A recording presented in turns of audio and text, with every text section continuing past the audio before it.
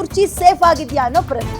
DK. ಶಿವಕುಮಾರ್ಗೆ CM ಅನ್ನುವಂಥದ್ದು ಇನ್ನೂ ಕೂಡ ಸ್ವಲ್ಪ ದಿನಗಳ ಕಾಲ ಕನಸಾಗೆ ಉಳ್ಕೊಳ್ಳುತ್ತಾ, ನನಸಾಗಲ್ವಾ?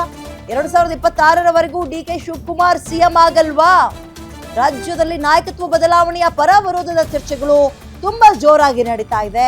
ಸೆಪ್ಟೆಂಬರ್ ಅಕ್ಟೋಬರ್ ಅಲ್ಲಿ ಏನಾದರೂ ರಾಜಕೀಯ ಕ್ರಾಂತಿ ಆಗಬಹುದು ಅನ್ನುವ ಮಾತುಗಳು ಕೂಡ ಕೇಳಿ ಬರ್ತಾ ಇದೆ.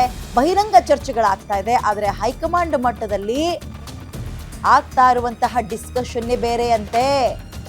ನಾಯಕತ್ವ ಬದಲಾವಣೆಗೆ ಹೈಕಮಾಂಡ್ ಹಿಂದೇಟ್ ಹಾಕ್ತಾ ಇರೋದು ಯಾಕೆ ಗೊತ್ತಾ? ಗ್ಯಾರಂಟಿ ನ್ಯೂಸ್ ನಲ್ಲಿ ಇನ್ಸೈಡ್ ಪೊಲಿಟಿಕಲ್ ಸುದ್ದಿಯನ್ನ ನಿಮ್ಮ ಮುಂದೆ ಹೇಳ್ತಾ ಹೋಗ್ತೀವಿ. ನಾಯಕತ್ವ ಬದಲಾವಣೆಗೆ ಹೈಕಮಾಂಡ್ಗೆ ಕಾಡ್ತಾ ಇರುವಂತಹ ಆ ಭಯ ಏನ್ ಗೊತ್ತಾ? ಸಿದ್ದರಾಮಯ್ಯ ಅವ್ರನ್ನ ಬದಲಾಯಿಸಿದ್ರೆ ಏನ್ ಸಮಸ್ಯೆ ಆಗ್ಬೋದು ಅಂತ ಹೈಕಮಾಂಡಿಗೆ ಭಯ ಇದೆ ಗೊತ್ತಾ? ಸಿದ್ದರಾಮಯ್ಯಗೆ ಶ್ರೀರಕ್ಷೆ ಆಗಿರುವ ಅಸ್ತ್ರದ ಬಗ್ಗೆ ಬಿಗ್ ನ್ಯೂಸ್ ಅನ್ನ ನಿಮ್ ಗ್ಯಾರಂಟಿ ನ್ಯೂಸ್ ನಲ್ಲಿ ಹೇಳ್ತಾ ಹೋಗ್ತೀವಿ.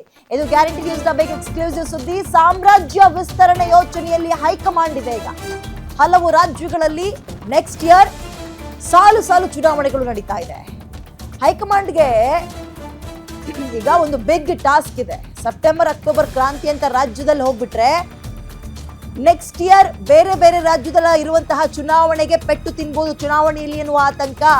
ಬೇರೆ ರಾಜ್ಯದ ಚುನಾವಣೆಗೂ ನಮ್ಮ ರಾಜ್ಯದಲ್ಲಿ ಆಗುವಂತಹ ಪವರ್ ಶೇರಿಂಗ್ ಅಥವಾ ನಾಯಕತ್ವ ಬದಲಾವಣೆಗೂ ಏನ್ ಸಂಬಂಧ ಅನ್ನೋದನ್ನ ಕೂಡ ನೋಡ್ತಾ ಹೋಗೋಣ ನಾವು. ಸಾಲು ಚುನಾವಣೆ ಇದೆ ನೆಕ್ಸ್ಟ್ ಇಯರ್. ಹೈಕಮಾಂಡ್ಗೆ 5 ರಾಜ್ಯಗಳ ಎಲೆಕ್ಷನ್ ಭಯ ಕಾಡ್ತಾ ಇದೆ. ಹಲವು ರಾಜ್ಯಗಳ ಚುನಾವಣೆ ಗೆಲ್ಲೋ ಪ್ಲಾನ್ ಅಲ್ಲಿ ಹೈಕಮಾಂಡ್ ಇದ್ದು ಅಕ್ಟೋಬರ್ ತಿಂಗಳಲ್ಲಿ ಎಲ್ಲಾದ್ರೂ ಬದಲಾಗ್ಬಿಟ್ರೆ, ಹಂಗ್ ನೋಡೋದಿದ್ರೆ ಈಗ ಇನ್ನೊಂದ್ 2 ತಿಂಗಳು 3 ತಿಂಗಳು ಬಿಟ್ರೆ ನಮ್ಮಲ್ಲೂ ಕೂಡ ಲೋಕಲ್ ಎಲೆಕ್ಷನ್ಗಳು ಬರ್ತವೆ. ಚುನಾವಣಾ ಸಮಯದಲ್ಲಿ ನಾಯಕತ್ವ ಬದಲಾವಣೆಯನ್ನ ಮಾಡಿದ್ರೆ ಅದರ ಪರಿಣಾಮ ಬೀರ್ಬೋದು. ಬದಲಾವಣೆಯ ಎಫೆಕ್ಟ್ ಬೇರೆ ರಾಜ್ಯದ ಚುನಾವಣೆ ಮೇಲೂ ಕೂಡ ಆಗ್ಬೋದು. ಅಲ್ಲಿ ಅಹಿಂದ ವರ್ಗ ಕೈ ಕೊಡಬಹುದು ಅನ್ನುವಂತಹ ಆತಂಕ. ಸಿದ್ದರಾಮಯ್ಯ ಅವ್ರು ಕೆಳಗಿಳಿಸ್ಬಿಟ್ರೆ ಅಹಿಂದ ಸಮುದಾಯದ ಲೀಡರ್ ಅಲ್ವಾ ಅವರು. ಸೊ ಈ ಸ್ಟ್ರಾಟಜಿ. ಮೋರ್ ಡೀಟೇಲ್ಸ್ ಅಗೇನ್ ನನ್ನ ಕಲೀಗ ಮಾರುತಿ ನೀಡ್ತಾರೆ. ಮಾರುತಿ, ಓಕೆ, ಮುಂಬರುವಂತಹ ಅಂದ್ರೆ ಮುಂದಿನ ವರ್ಷ ಬೇರೆ ರಾಜ್ಯದ ಚುನಾವಣೆಯ ಶ್ರೀರಕ್ಷೆ ಸಿದ್ದರಾಮಯ್ಯ ಅವ್ರ ಮೇಲೆ ಇದೆ ಇವಾಗ ಅಂತ ಅನ್ಕೋಬಹುದಾ? ಸೊ ಸಿಎಂ ಕುರ್ಚಿ ಸೇಫ್ ಸದ್ಯಕ್ಕೆ ಸಿದ್ದರಾಮಯ್ಯಗೆ ಅಂತ ಅನ್ಕೋಬಹುದಾ? ಕಳೆದ 1 ವರ್ಷದಿಂದಲೂ ಕೂಡ ರಾಜ್ಯದಲ್ಲಿ ನಾಯಕತ್ವ ಬದಲಾವಣೆ ಆಗುತ್ತೆ ಅನ್ನುವಂಥ ಒಂದು ಚರ್ಚೆ ಆರಂಭ ಆಗಿರುವಂಥದ್ದು. ಕಾರಣ ಇಷ್ಟೇ, 2023 ವಿಧಾನಸಭಾ ಚುನಾವಣೆಯಲ್ಲಿ ಕಾಂಗ್ರೆಸ್ ಪಕ್ಷ 136 ಸ್ಥಾನಗಳನ್ನು ಗೆದ್ದಾಗ ಇಬ್ಬರನ್ನು ಕೂರಿಸ್ಕೊಂಡೇ ಪವರ್ ಶೇರಿಂಗ್ ವಿಚಾರವನ್ನು ಕಾಂಗ್ರೆಸ್ ಹೈಕಮಾಂಡ್ ಮಾತುಕತೆ ಆಡಿತ್ತು.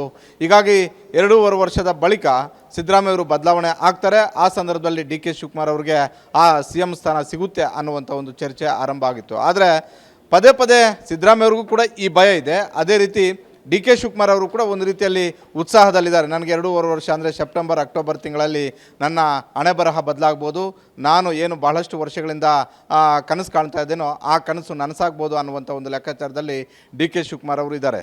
ಆದರೆ ಯಾವುದೇ ಪಕ್ಷ, ಯಾವುದೇ ಹೈಕಮಾಂಡ್, ಅದು BJP ಆಗಿರಲಿ, ಕಾಂಗ್ರೆಸ್ ಆಗಿರಲಿ, ಮತ್ಯಾವುದೇ ಪಕ್ಷ ಆಗಿರಲಿ, ನಾಯಕತ್ವ ಬದಲಾವಣೆ ಮಾಡುವಂಥ ಒಂದು ಸಂದರ್ಭದಲ್ಲಿ ನಾಯಕತ್ವ ಬದಲಾವಣೆಯಿಂದ ಪಕ್ಷದ ಮೇಲೆ ಆಗುವಂತಹ ಲಾಭ ಮತ್ತು ನಷ್ಟಗಳ ಬಗ್ಗೆ ಭಾಳಷ್ಟು ಲೆಕ್ಕಾಚಾರ ಆಗ್ತಾರೆ. ಕೇವಲ ಕರ್ನಾಟಕಕ್ಕೆ ಅಷ್ಟೇ ಅಲ್ಲ, ಇಲ್ಲವೇ ಬೇರೆ ರಾಜ್ಯದ ನಾಯಕತ್ವ ಬದಲಾವಣೆ ಮಾಡುವಂಥ ಒಂದು ಸಂದರ್ಭದಲ್ಲಿ ಕೇವಲ ಆ ರಾಜ್ಯಕ್ಕೆ ಅಷ್ಟೇ ಕಂಪೇರ್ ಮಾಡ್ಕೊಳ್ಳೋದಿಲ್ಲ, ಪಕ್ಕದ ರಾಜ್ಯಗಳಲ್ಲಿ ಯಾವ ರೀತಿಯಾದಂಥ ಒಂದು ಎಫೆಕ್ಟ್ ಆಗಬಹುದು ಆ ನಾಯಕತ್ವವನ್ನು ಬದಲಾವಣೆ ಮಾಡಿದಾಗ ಅನ್ನುವಂಥದ್ದನ್ನು ಯೋಚನೆ ಮಾಡೋದು ಸಹಜ.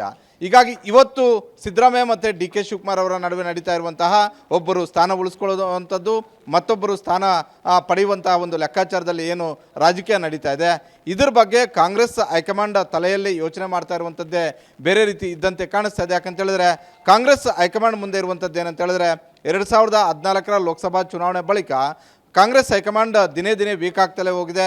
ಹಲವು ರಾಜ್ಯಗಳಲ್ಲಿ ಪದೇ ಸೋಲುಗಳನ್ನು ಕಂಡಿರೋದನ್ನು ನಾವು ನೋಡಿದ್ವಿ. 3 ಲೋಕಸಭಾ ಚುನಾವಣೆಗಳನ್ನು ಸೋತಿರೋದನ್ನು ನೋಡಿದ್ವಿ. ಅದು ಮತ್ತೆ ಕಾಂಗ್ರೆಸ್ ಪುನರ್ಜನ್ಮ ಪಡಿಬೇಕು ಅನ್ನುವಂಥ ಒಂದು ಲೆಕ್ಕಾಚಾರದಲ್ಲಿ ಕಾಂಗ್ರೆಸ್ ಹೈಕಮಾಂಡ್ ಆ ಒಂದು ಸ್ಟ್ರಾಟಜಿಯನ್ನು ಮಾಡ್ತಾ ಇರುವಂಥದ್ದು. ಹೀಗಾಗಿ ಸದ್ಯದ ಮಟ್ಟಿಗೆ ಈಗ ಬಿಹಾರ ಚುನಾವಣೆ ನಡೀತಾ ಇದೆ. ಅಕ್ಟೋಬರ್ ತಿಂಗಳಲ್ಲಿ ಬಿಹಾರ ಚುನಾವಣೆ ನಡೀತೆ. ಅದಾದ ಬಳಿಕ ಮತ್ತೆ 4 ರಾಜ್ಯಗಳ ಚುನಾವಣೆ ಇದೆ. ಅಂದರೆ 2026 ಜನವರಿಯಿಂದಲೇ ಚುನಾವಣಾ ಸ್ಟ್ರಾಟಜಿಗಳು ಆರಂಭ ಆಗೇ ಆಗ್ತವೆ. ಅದರಲ್ಲೂ ಪ್ರಮುಖವಾಗಿ ಅಸ್ಸಾಂ ಆಗಿರ್ಬೋದು, ಪಶ್ಚಿಮ ಬಂಗಾಳ ಆಗಿರ್ಬೋದು, ತಮಿಳುನಾಡು ಆಗಿರ್ಬೋದು, ಅದೇ ರೀತಿ ಕೇರಳ ರಾಜ್ಯಗಳಲ್ಲಿ ಕಾಂಗ್ರೆಸ್ ಮತ್ತೆ ಈ ಹಿಂದೆ ಇದ್ದಂತಹ ವರ್ಚಸ್ಸನ್ನು ಪಡಿಬೇಕು ಅನ್ನುವಂಥ ಒಂದು ಲೆಕ್ಕಾಚಾರದಲ್ಲಿ ಯೋಚನೆಗಳು ಆಗ್ತಾ ಇರುವಂಥದ್ದು. ಹೀಗಾಗಿ ಸಾಲು ಚುನಾವಣೆಗಳು ಇರೋದ್ರಿಂದ ಈ ಚುನಾವಣೆಗಳ ಸಂದರ್ಭದಲ್ಲಿ ರಾಜ್ಯದ ಕಾಂಗ್ರೆಸ್ ಸರ್ಕಾರದ ನಾಯಕತ್ವ ಬದಲಾವಣೆ ಆಗಿದೆ. ಆದರೆ ಅಲ್ಲಿ ಯಾವ ರೀತಿಯಾದಂಥ ಒಂದು ಎಫೆಕ್ಟ್ ಆಗ್ಬೋದು ಅಂತ, ಅದು ತಮಿಳುನಾಡು ಆಗ್ಬೋದು, ನಮ್ಮ ಪಕ್ಕದ ರಾಜ್ಯಗಳಾಗಿರುವಂಥ ತಮಿಳುನಾಡು ಮತ್ತು ಕೇರಳದಲ್ಲಿ ಅದರ ಎಫೆಕ್ಟ್ ಏನಾಗ್ಬೋದು ಅಂತ ಆ ಒಂದು ಯೋಚನೆಯೂ ಕೂಡ ಇದೆ. ಹೀಗಾಗಿ ಇದಷ್ಟೇ ಅಲ್ಲದೆ ರಾಜ್ಯದಲ್ಲೂ ಕೂಡ ಬಿಹಾರ ಚುನಾವಣೆ ಬಳಿಕ, ಅಂದರೆ ಬಿಹಾರ ಚುನಾವಣೆ ಅಕ್ಟೋಬರಲ್ಲಿ ಕಂಪ್ಲೀಟ್ ಆಗುತ್ತೆ, ಡಿಸೆಂಬರ್ ಜನವರಿ ತಿಂಗಳಲ್ಲಿ ರಾಜ್ಯದ ಸ್ಥಳೀಯ ಸಂಸ್ಥೆಗಳ ಚುನಾವಣೆಗೆ ನಾವು ಹೋಗ್ತೀವಿ ಅನ್ನುವಂಥದ್ದನ್ನು ಅಧಿಕೃತವಾಗಿ ಸಿದ್ದರಾಮಯ್ಯ ಅವರು ಹೇಳಿದ್ದಾರೆ, ಡಿ ಕೆ ಶಿವಕುಮಾರ್ ಅವರು ಕೂಡ ಹೇಳಿದ್ದಾರೆ. ಅದರಲ್ಲೂ ಸ್ಥಳೀಯ ಸಂಸ್ಥೆಗಳ ಮಟ್ಟದಲ್ಲಿ ಆ ಚುನಾವಣೆಗಳಲ್ಲಿ ಗೆಲ್ಲುವಂಥದ್ದು ಪ್ರತಿಪಕ್ಷಕ್ಕೂ ಕೂಡ ಭಾಳಷ್ಟು ಮುಖ್ಯವಾಗಿರುತ್ತೆ. ಅದರಲ್ಲೂ ಆಡಳಿತ ಮಾಡ್ತಾ ಇರುವಂತಹ ಕಾಂಗ್ರೆಸ್ ಈ ಬಾರಿ ಹೆಚ್ಚು ಸ್ಥಾನಗಳನ್ನು ಗೆದ್ದರೆ ನಮಗೆ ಜನಾಕ್ರೋಶ ಇಲ್ಲ ಅನ್ನುವಂಥದ್ದನ್ನು ಹೇಳ್ಬೋದು. ಒಂದು ವೇಳೆ ವಿಪಕ್ಷಗಳಾಗಿರುವಂತಹ JDS ಮತ್ತು BJP ಹೆಚ್ಚು ಸ್ಥಾನಗಳನ್ನು ಗೆದ್ದರೆ ನಿಮಗೆ ಮುಂದಿನ ಚುನಾವಣೆಗಳಾಗಬೇಕು, ಈಗಲೇ ನಿಮ್ಮ ವಿರುದ್ಧ ಜನಾಕ್ರೋಶ ಇದೆ ಅನ್ನುವಂಥದ್ದನ್ನು BJP ಮತ್ತು JDS ಅವರು ಹೇಳ್ಬೋದು.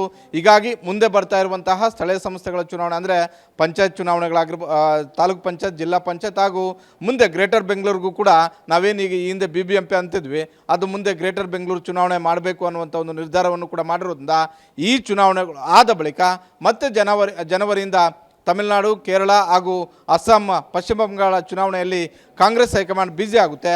ಈ ಸಂದರ್ಭದಲ್ಲಿ ಸಿದ್ದರಾಮಯ್ಯ ಅವರನ್ನು ಅಷ್ಟು ಸುಲಭವಾಗಿ ಬದಲಾವಣೆ ಮಾಡೋದು ಡೌಟ್.